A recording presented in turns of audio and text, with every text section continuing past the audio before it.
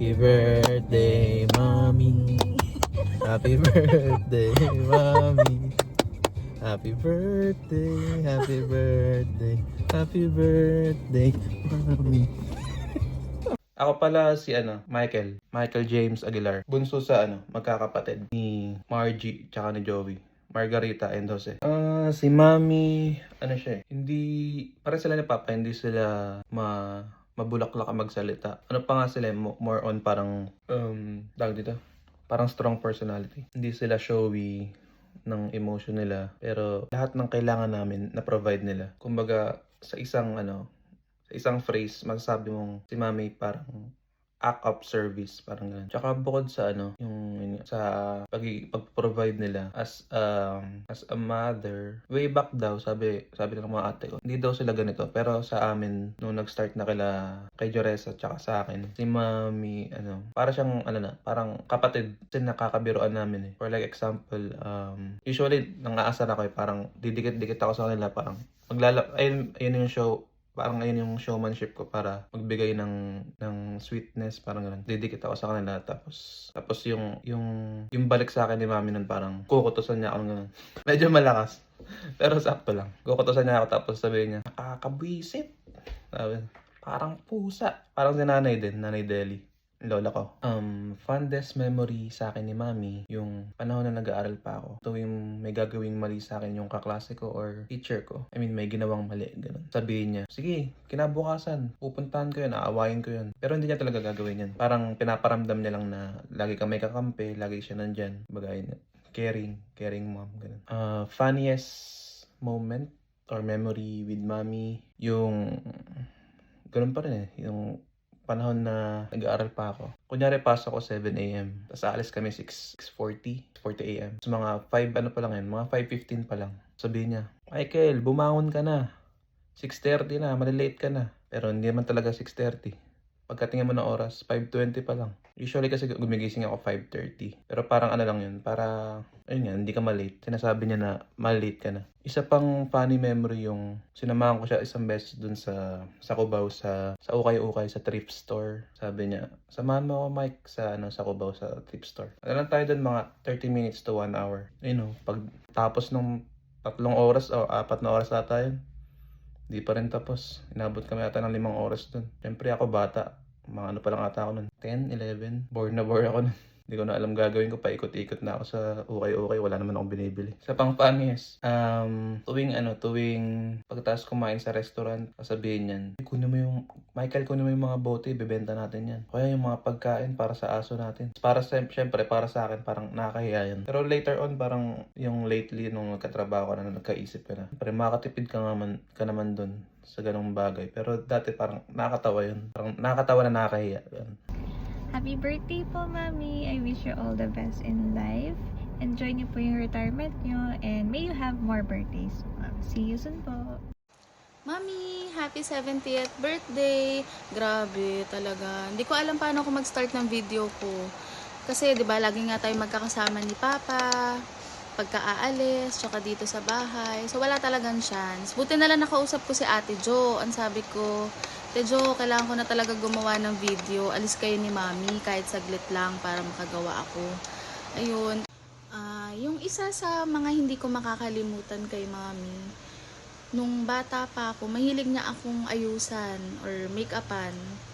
Pero isa lang yung gagamitin niya na pang makeup sa akin, yung color red niya na lipstick. Kung hindi ako nagkakamali, red din yun na lalagyan. Lagi yun nasa bag ni Mami. So kapag papasok ako sa school or meron akong event, yun lang talaga yung gagamitin niya. Hindi siya gagamit ng blush on sa akin. Isa lang yun, tatlong lang yun, tatlong parte lang ng mukha ko yung lalagyan ni Mami. Una dito, tapos dito, saka dito. So, kaya siguro bata pa lang ako, maarte na ako. Ayun, mahilig mag-ayos, mag-makeup. Kaya siguro nung bata ako, nakasanayan ko na ganun yung ginagawa ni Mami sa akin. So, ayun. Si Mami, mahilig po siya sa damit. Pero ayaw po niya na bibili siya sa mall. Ayaw niya ng mahal. Ang gusto po niya yung mga nasa Tianggian lang, Lalong-lalo na ang ukay-ukay. Favorite po talaga ni Mami yan. Talagang ukay hunter po siya. Talagang kaya niya magstay ng walang halong biro, mga 2 to 3 hours po. Kaya si Papa sobrang nababagot po kapag nag-iintay siya kay Mami habang nagmimili. Sobrang daming hanger niya talagang pipiliin, ganyan. Isa rin po yun sa namana ko kay Mami. Yung unang-una mahilig sa damit, tsaka ukay hunter din po ako. Doon po kami nagkakasundo talaga ni Mami. Meron din po akong kwento nung naaalala nung kabataan ko. Nung grade 4 ako nun, nauso po kasi yung sapatos na may gulong. Kaya sabi ko, kailangan magkaroon din ako nun kasi yung isang classmate ko meron. Tapos sabi ko kay Mami tsaka kay Papa, gusto namin ni Michael na magkaroon ng sapatos na may gulong. Hindi agad sumagot si Mami. Siguro kasi yun nga, yung mga ate ko sabay-sabay na nagka-college, tapos kuya ko high school, tapos kami ni Michael yung elementary. Siyempre as bata, parang iniyakan mo pa yun na gusto ko ako din may ganon. Kasi hindi mo pa naman naiintindihan yung sa budget. Ganun. Pero, mga after ilang days lang or 1 week, siguro sumahod na si Mami. Sabi niya, punta kami Divisoria. Kaya ayoko magkwento. Ayun, sabi ni Mami, punta kami Divisoria. Ano daw? Bibilan niya na raw kami ng sapatos na may gulong. Wala lang, nakakatuwa lang na ano lang. Na-appreciate ko si Mami noon siya kasi actually si Papa hindi siya sumama kasi ayaw niya yung malayong lakad. Na-appreciate ko lang si Mami noon kasi kahit alam ko na sabay-sabay yung gastos dahil nga sila ate nagka-college noon, nagawa niya pa ring ibigay kung ano yung gusto namin ni Michael. So, isa ko sa mga nagkaroon, sa mga classmates ko sa room namin na sapatos sa may gulong. Social, diba? Ayun lang, nakakaiyak lang, natouch ako. Ay, kaya ayoko ng mga ganitong message. Buti na lang ako mag-isa dito sa kwarto. So, yun, thank you, me. Tsaka yung bag na may gulong. Karoon din ako noon. Kaya nga sabi ng mga ate ko sa kanila, spoiled kami ni Michael. Kasi kami yung bunso, kami yung kahit papano nabibigay, kahit papano yung mga gusto namin, pangangailangan namin. Kaysa nung sila noon, nung panahon nila. Kaya sobrang na-appreciate ko si Mami tsaka si Papa sa mga ganong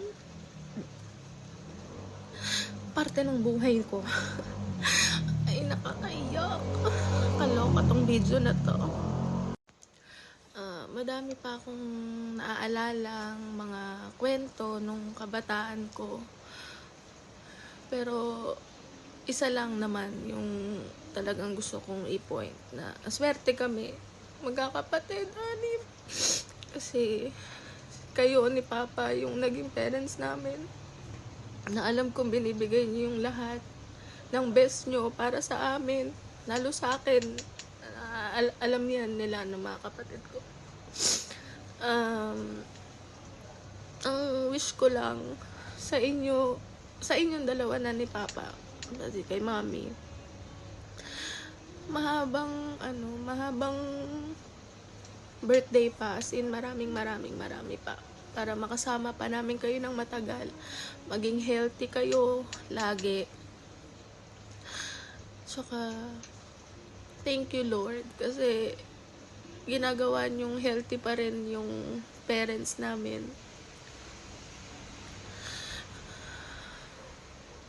Nakakaiyak pala to. Ayun. Thank you po sa lahat ng pumunta, gumawa ng video message, video greetings para kay Mami. Sa mga pumunta po. Super thank you po. Sa yun, me. Maging maging maganda ka hanggang 100 years old mo. Sobrang na-appreciate namin kayo ni Papa, naming anim magkakapatid. Ang gusto lang naman namin lagi sa inyo yung maging masaya, ibigay yung best namin bilang anak, yung kami naman yung babawi para sa inyong dalawa. hanggang sa pagtanda. Kami yung mag-aalaga sa inyo. Pero alam ko, malakas pa kayo hanggang ngayon. As in, kitang-kita ko pa na malakas pa kayo. Kaya, thank you, Lord, din talaga. Yun lang po. Thank you. Hindi po bagay sa akin maging serious. Pero, naging serious ako sa mga moment na to. Naging emotional. Boom! Yun lang po. Thank you po sa lahat ng pumunta. I love you, Mommy, Papa. Happy 70th birthday ulit.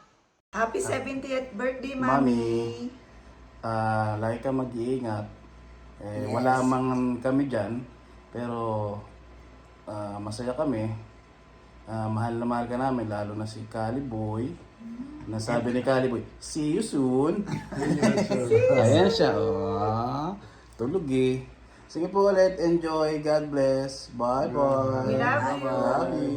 Hello everyone, I am Jansen Aguilar Butak. Pangatlo ko sa magkakapatid. So sabi nila, i-answer daw namin yung mga question. So unang question, what's your fondest memory of mommy? So, may naalala ko na time na nag-aaral ako nun sa Manila. Tapos nakatira ako dun sa Quezon City, dyan sa Cruz Naligas. Tapos hindi pa kasi ako masyadong exposed sa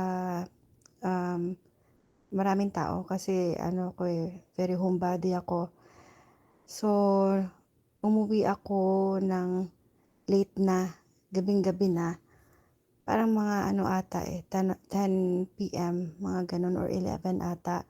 So, parang natakot ako umuwi mag-isa. Tapos, tinawagan ko si mami kung pwede niya akong sunduin.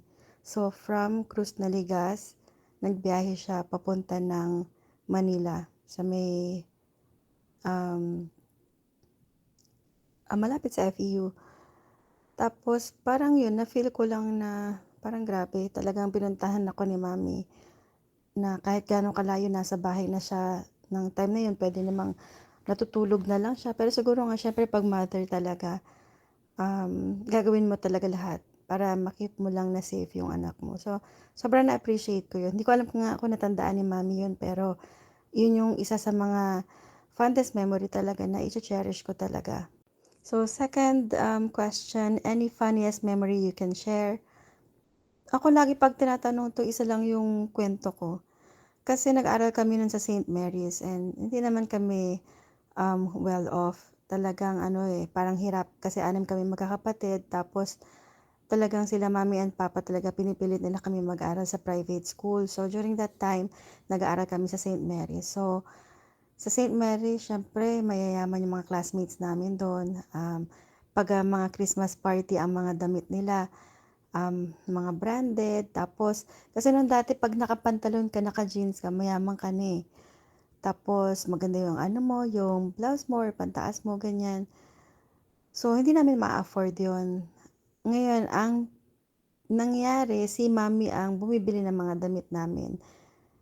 Syempre, pag bata ka, kung ano yung binili na damit, yun lang din talaga yung susuotin mo. Wala kang reklamo, wala kang kahit na ano. So, ang itsura ng damit namin nun, para kami nakapambahay. Yung sleeveless na puti siya, na parang naka-print lang yung Mario Brothers na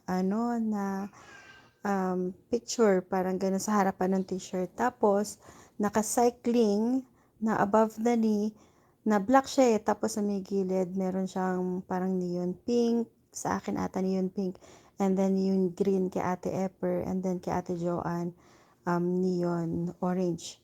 Tapos naka-rubber shoes kami. Tsaka syempre, socks. Tapos, ang pinaka-catch doon, hindi ko alam kung akong tinanong sa Ate Epper o sa Ate Joanne. Basta nagkwentuhan kami noon eh. Tapos may nagtanong, ang sabi, meron ka bang kapatid sa ibang grade? Tapos, syempre, ang sabi, oo. Syempre, pag bata, hindi mo pa-gets yun, di ba, kung bakit.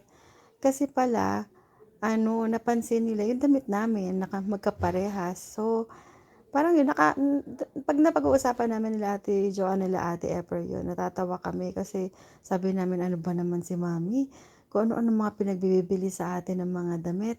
Parang ganon. Nakakatawa siya, pero alam niyo parang din siya, nakaka-humble din na yun nga, pinipilit nila mami and papa na makapag-aral kami sa magandang eskwela. Pero yun lang, hirap na hirap lang din talaga. So, yung mga ganong klaseng mga memories na naalala namin pag nagsama-sama kami, talaga natatawa talaga kami.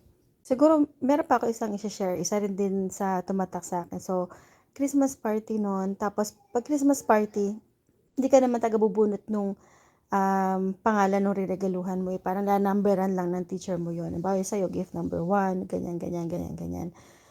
Tapos, nagbigay na ng mga gifts, ganyan. Siyempre, pag open ko, maganda yung gift ko dahil, siyempre, galing sa mga mayayaman, ganyan. Ngayon, niyang-iya ko kasi yung box na pinaglagyan ng regalo ni mami, yung box ng Baygon. Tapos, ang nangyari talaga, binubuksan talaga nung classmate ko, parang, sabi ko, nahihiya ako. Sabi ko, ano ba yan? Ba't naman kasi Baygon naman kasi yung pinang-ano namin. Para mga ganun mga moments na nakakatawa lang talaga siya pag naalala namin. So, third is to describe her as a mother. As a mother, isa lang masasabi ko sa kanya, natatandaan ko yung very selfless, na kahit siya wala na, basta makapagbigay siya. So, minsan sinasabihan namin, kasi syempre lahat ng bagay pag sobra, hindi rin naman maganda, 'di ba? Halimbawa, pupunta siya sa store, mahilig thrift store yan si mami. Ang gagawin niya, matagal siya, inaantay siya ni papa sa sasakyan, ganyan. Si mami, parang everyday gusto niya, pero parang every after work, mapupunta yun ng thrift store. Masaya lang siya na tumitingin-tingin siya, bibili-bili, ganyan-ganyan. So, may mga dala siya ng mga sa plastic bags. Pero, pag nilabas na niya, ito bibigay ko to kay Joanne, bigay ko to kay Rian, o sa mga bata to, mga laruan, ganyan, ganyan, ganyan. Meron siya bibilin sa sarili niya, eventually may naisip niya, ay, parang bagay to kay Joresa. So, may mga ganun talaga siya na ugali na very selfless. Pero sinasabi nga namin, mami, syempre, kailangan meron din kayo, hindi lahat ibibigay nyo. Happy birthday, mami. Happy 70th birthday. Actually, hindi po kayo mukhang 70. Diba? Sinasabi ko nga po sa inyo na na mukha kayong bata. Tsaka maganda po kayo. Pero di kayo naniniwala. Akala nyo ginujoke ko lang kayo. Pero kasi ako, kapag sinabi ko, totoo po yun. Kasi kung hindi totoo, hindi ko na nasasabihin. Ang wish ko po sa inyo, mami, actually for both of you, mami and papa, gusto ko po na magkaroon kayo ng magandang health, na humaba po yung buhay nyo so that we can, spend more time together. And since na-retired na po kayo, na makapagpahinga naman po kayo kasi syempre, for the longest time, dahil lang kayo nagtatrabaho ni Papa. So, gusto naman namin ma-experience nyo yung life na yung magaan lang. Yung tutulog kayo, hindi nyo iisipin nagigising kayo na maaga. Tapos, pagkagising nyo, yung walang pressure sa kahit na yung talaga ma-enjoy nyo lang yung life na magsama kayo ni Papa, makita nyo yung mga apo nyo, kami po, dadalaw po kami sa inyo. Kaya po nga, sabi ko nga po sa inyo na yung paglipat namin from Canada to US, yun po, para po sa inyo yun talaga ni Papa, na kahit settled na po kami doon ni Jason, tsaka maganda din naman po doon sa Canada, talaga nag-decide po kami na pumunta dito sa US dahil po na gusto namin na ma-make sure na yung mga magulang po namin ay maaalagaan namin ng mabuti po. Kung ano man po yung meron kaming magkakapatid, mga blessings, kung ano man yung mga achievements po namin, yun po ay dahil po sa inyo yun ni Papa. Malaking factor po yun na kung paano nyo po kami pinalaki. Happy birthday to you! Happy birthday to you! Happy birthday, happy birthday! Happy birthday, Mommy! Happy birthday, Mommy! I love you so much and thank you for being my teleserye and movie buddy. I can't wait to watch more things with you and I love you! Happy 70th birthday, Mommy!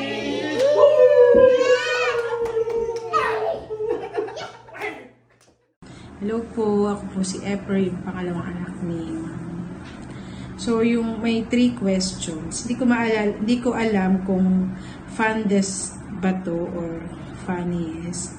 Pero yun, naalala ko kapag may activities sa school, lalo nung elementary kami, at need na kahit pa paano maaliwalas yung itsura namin, super gamit na gamit ang lipstick niya na red.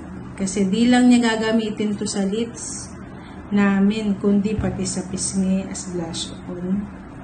And maniwala kayo pati sa talukap ng mata as eyeshadow na rin. E di pinkish look ang aura that day. Ganon. Palaging ganon naalala ko. Isa lang yan, lipstick. Tapos may activity. Sige, lagay dito. Ganyan, lagyan dito. Tak, tak. Lagay ganyan. Lagay dito, kuha. Lagay dito, lagay dyan. So, naalala ko na, pag naalala ko yun, sabi ko, tipid okay din eh. So, parang may time na ganun din, nagagawa ko din siya. Parang pag nakakatamad na magdala ng mga kung ano-ano. Lipstick lang, okay ka na. Maganda na ang itsura mo. So, yun. Hindi ko alam kung funniest siya or fondest, pero nakakatuwa na maalala yun. At saka parang matututo ka rin na magtipid. So, yun po. Isa po yun sa mga naalala ko kay Mami. So, sa question naman na any memory that we can share na funniest with Mami is, naalala ko yung one time na ginabi na kami ni Ate Joanne sa labas. So, hindi namin in-expect na may naghihintay na pala sa amin na balde ng tubig from terrace, kasi dati bahay namin may terrace. So, meron na palang balde ng tubig doon na naghihintay sa amin. Boom, si Mami naghihintay magbuhos ng tubig sa mga naliit na umuwi na anak. Mga gala sa gabi. Ayun, ang bilis ko talaga tumakbo. As in, karipas ako na tumakbo para hindi ako abutan na matapunan ng tubig. Si Ate Joanne yung, hindi ko maalala kung nabasa din siya, pero alam ko, talaga ang bagal ni Ate Joanne, parang basang sisiw ata siya nun. Hindi ko rin maalala, pero parang sinasabi niya na hindi rin daw siya inabot. Pero, yun yung isa sa mga naalala ko na natawan-tawa kami, pero kahit na sobrang pinagalitan talaga, na kayo nalabas, ganyan, gabing-gabi, mga oras na, ganyan, di pa kayo umuwi, ganyan. Ganon. Hindi namin na-expect eh. Talagang may patubig si Mami that time. Pag naalala na, natatawa kami. So, isa pa, sa mga naalala ko, kapag tatawagin niya kami, o isa sa mga anak niya, as in, i-roll call niya na lahat. Yung kailangan niya na anak, yun ang pinakahuli na tatawagin niya. Na maalala niya na pangalan. Kasi ang daming Jonakis. Kaya, roll call talaga. Yan yung mga isa sa mga naaalala ko. Tapos, hindi na funny. Ang dami kasing funny moments din. Na ngayon, before, pag iisipin mo, parang wala. Pero ngayon, nakakatawa pa na. Tapos yung lagi naming hindi rin makalimutan, yung Christmas, may Christmas din pagka may Christmas party sa school. St. Mary's pa kami siya, mga classmate namin, may mga kaya, ganyan. So, naalala ko, may isa kaming ka-classmate, sabi niya, parang may nakita ako na suot mo. Ganyan din yung suot niya. Pero sa lower years, naisip ko na ko, parang si Jensen ata yung sinasabi niya. Tapos, parang alam ko hindi pa kami, tsaka sabi niya, basta may nakita rin ako na parang same ng suot mo. Kasi Mami, palaging pare-pareho kami. It's either, pare-pareho ng style pero iba-iba yung color. So, halimbawa ako red, si Jensen pink, si Ate Joanne sky blue. Mga ganyan. Dress, pare-pareho polka dots, pero iba-iba yung color. Pero nung time na yun, Christmas party namin. cycling short. Pare-pareho kami. Neon pink na cycling short. Tapos muscle shirt na Mario Brothers. Mario Brothers pa, tapos muscle shirt. Imagine mo Christmas party. Habang yung mga classmate namin, nakapantalo na sila, naka-denim na sila, naka-jumper na sila. Kasi may pambili sila di ba? Kami, yun, bukod sa wala pa kaming pambili, yung style ni Mami, perfect. Ang ganda. So, naka-cycling ka, tapos naka-muscle shirt. May bicycle activity to. So, yun, Christmas party siya. Pero ganun yung suot namin. So, ngayon, parang naalala na natatawa kami na parang, ano ba, pero kami, tinanggap lang din namin. Parang wala rin lang din kami pakalam sa mga fashion noon. Ano naman may isip yun, lalo na kung, yun na yung pinasuot sa'yo or yun na naisip na hindi siya okay, o ano. Pero pag nakita ko yung class, parang sila nakapantalo, naka-jumper na sila, pero ba't ganito yung suot namin? Parang ganun. So, yun, yung mga nakakatawa na hindi mo talaga rin makakalimut. Paulit-ulit namin yun na naaalala. Ayan. Basta yun. So, fashion sense ni Mami, perfect. Yung mga kulayan ni Mami, lalo. Ang ganda. So, kami, parang buti na lang, medyo natuto na marunong naman kahit papano na mag-ayos-ayos. Kaya kapag magkakasama kami, magkakapatid, tapos parang, Mami, parang may iba sa'yo, Mia, bawa nagsuot na kami. Parang may something na parang iba, Mami, iba ka. Parang iba yung yung itsura. Parang hindi match, gano'n. So kami yung talaga nagtuturo sa kanya, Mami, ito suot mo, parang mas maganda, ganyan. Kami nagtuturo sa kanya ng mga matching na suot para maging maayos yung itsura, gano'n. So sa kasimplihan ni Mami, kami na lang nag-aayos sa kanya. So yun. Ayun lang. Pero yun yung mga nakakatuwa na memories namin kay Mami. Madami pa. Sobrang dami. So, syempre hindi naman pwedeng ako lang yung magsasabi. Pero, marami nakakatawa kahit na minsan yung makita lang namin si Mami, minsan walang ngipin, yung mga ganyan. Nakakatawa. Pero, ayun lang. Whatever it is, she's beautiful and kahit na anong suot, talagang naturally maganda siya, makinis, ganyan. So, ayun lang po. Of course, we love her as she is and we thank the Lord for her life. We love you, Mommy. Bye! So, as a mom, paano ko ba ma-describe si Mami? Maraming magandang attributes talaga si Mami. But then, for me, I describe my mom, taray mom. My mom is very selfless, generous, and helpful. To the point na kahit wala na kami, basta maitulong niya yung, ibibigay niya na yun. Ganun siya before na aalala ko. She was that strict and serious mom nung bata kami until medyo naglakihan na kami na kaya na namin siya biruin. And that what makes our relationship more sweeter. Naging mas maganda yung relationship namin. Naging masaya pag magkakasama. Ganun. Hindi dahil sa parang pinapagtawanan na namin si Mami. Pero, nabibiro na namin siya kasi dati hindi mo mabibiro. Pag biniro mo, may palo. Ganon. So, yun. Masaya. Pero, ngayon naman, nakakamiss talaga na hindi kami magkakasama together sa bahay. Pero, kahit hindi kami magkakasama, mas lalong naging strong yung relationship namin as family. Iba yung saya kapag magkakasama. May mga arte-arte sa pagdadamit, yung aura-aura, mga tawanan, kainan, kantahan namin. Yung sweetness ng aming parents, kaya siguro sweet din ako sa husband ko kasi nakikita namin yung love nila sa isa't isa through their actions. Especially si Mami, sobrang maarte. As in, si Papa kasi hindi siya yung show.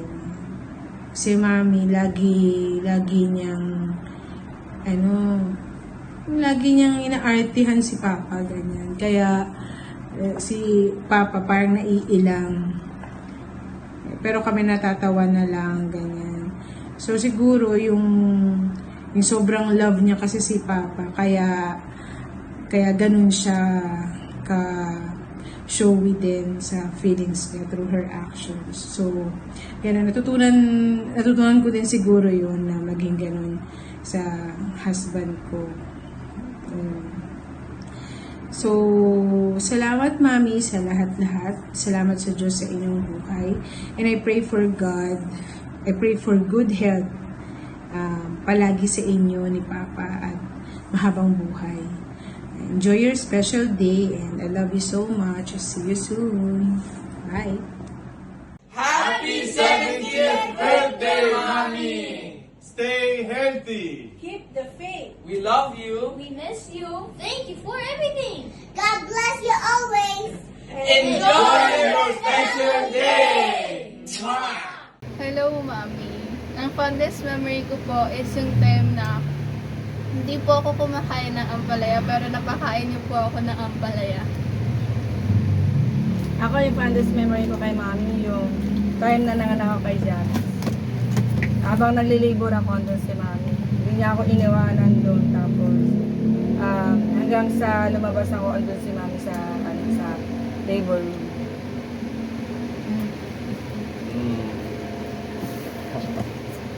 Paisip ko eh. Madami mo eh. I guess when nasa MOA, nasa IKEA mabait po, di mami sa akin po. Mabait po, mami na sa akin po. Lagi.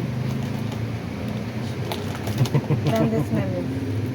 Sa akin naman, fondest moment with Mami Margie is every time na magkasama kami, tapos lahat ng family is laging masaya. So, ganun lagi. Walang dull moments, so laging happy lang. Wala akong maisip na funniest moment kay Mami kasi wala namang hinding nakakatawa kay Mami. Ako, yung funniest moment ko kay Mami, yung time nung bata pa kami. Magbibili siya ng damit namin, pare-parehas kami. Pero nung one time na elementary kami, sa St. Mary's kami nag-aaral noon, ginawa ni Mami, binilan niya kami ng damit. Christmas party, syempre mga classmate mo, mga naka-dress, pero kami naka leggings. Or tinatawag na tama leggings, naka-t-shirt kami nila April. Bale, sa akin yung si Goofy ata yung akin, kasi si Jensen yung kay Minnie Mouse, ganon. Tapos yun yung funniest moment ko kay Mami. When kasama si Mami na, kasama si Mami, always nakakatawa ako eh. Walang hindi. Walang. Pero yung pinaka-funniest, yung pagbigay ni Mami ng autism shirt sa akin. Natandaan niyo pa yun! Sa akin lahat funniest eh, walang So, every time na kasama sila Mami, Margie, naging masaya eh. So, laging funny every time. So, ganun. Happy birthday To you. Mami!